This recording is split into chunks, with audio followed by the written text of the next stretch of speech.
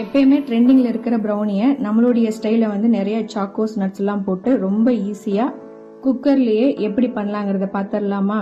நான் காமிக்கிற அளவு மட்டும் எடுத்துக்கோங்க, அப்பதான் கரெக்டா இருக்கும். இதுல ப்ரௌன் சுகர் மட்டும் காட்டியிருக்க மாட்டேன், அது மட்டும் 1 கப் வந்து எடுத்துக்கோங்க.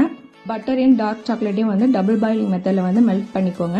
மெல்ட் ஆன பதம் வந்து இந்த அளவுக்கு இருக்கணும். குக்கர்ல வந்து உப்பு சேர்த்து ஒரு 10 நிமிஷம் வந்து ப்ரீ ஹீட் வந்து பண்ணிக்கோங்க. நான் ராகி மாவு வந்து 2 கப் எடுத்துக்கிட்டேன். நாட்டு சக்கரை வந்து எனக்கு இனிப்பு கொஞ்சம் கம்மியா இருக்கனால 1.5 கப் எடுத்துக்கிட்டேன், இல்லைன்னா 1 கப் எடுத்துக்கிட்டா போதும். அதில் baking powder, baking soda, cocoa powder இதெல்லாம் போட்டு சலிச்சு எடுத்துக்கோங்க. சலிச்சு வச்சிருக்கிற மாவோட வந்து நம்ம டார்க் சாக்லேட் பட்டர் மிக்ஸ் இருக்குல்ல, அதையும் சேர்த்து நல்லா மிக்ஸ் பண்ணி விடுங்க. வெண்ணிலா எக்ஸ்ட்ராக்ட் வந்து நான் 2 டிராப்ஸ் விட்டுருந்தேன். அதுக்கப்புறம் 1.5 கப் பாலை வந்து பாத்தீங்கன்னா கொஞ்சம் கொஞ்சமா சேர்த்து இந்த மாதிரி ஃபோல்டிங் மெத்தட் வந்து மிக்ஸ் பண்ணி வச்சுக்கோங்க. பேக்கிங் டின்லயும் பேப்பர்லயும் வந்து பட்டர் தடவி நம்ம ரெடி பண்ணி வச்சிருக்கிற பேட்டரை வந்து கொஞ்சோண்டு போட்டு அதுக்கு மேல சாக்கோஸும் நட்ஸும் வந்து சேர்த்துக்கோங்க.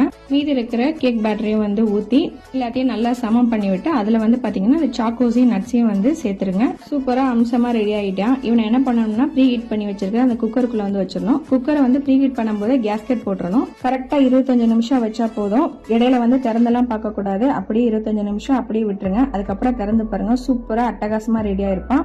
இது வேற பிளேட்ல வந்து டிரான்ஸ்ஃபர் பண்ணிட்டு இது ரூம் டெம்பரேச்சருக்கு வர வரைக்கும் வெயிட் பண்ணணும். எப்படி வந்து 2 ஹவர்ஸ்க்கு மேல ஆகும். அதுக்கப்புறம் தான் வந்து அந்த பேக்கிங் ஷீட் எல்லாம் எடுத்துட்டு கட் பண்ணி சாப்பிட்டு பாருங்க, ரொம்ப சூப்பரா இருந்தது.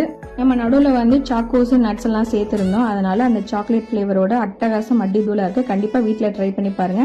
ராகி மாவு சேர்த்து ரொம்ப அட்டகாசமா ப்ரௌனி வீட்லயே செஞ்சலாம். கண்டிப்பா ட்ரை பண்ணி பார்த்துட்டு எப்படி இருக்குன்னு சொல்லுங்க. நெக்ஸ்ட் vlogல சூப்பரான ரெசிபியோட வரேன். தேங்க்ஸ் ஃபார் வாட்சிங்.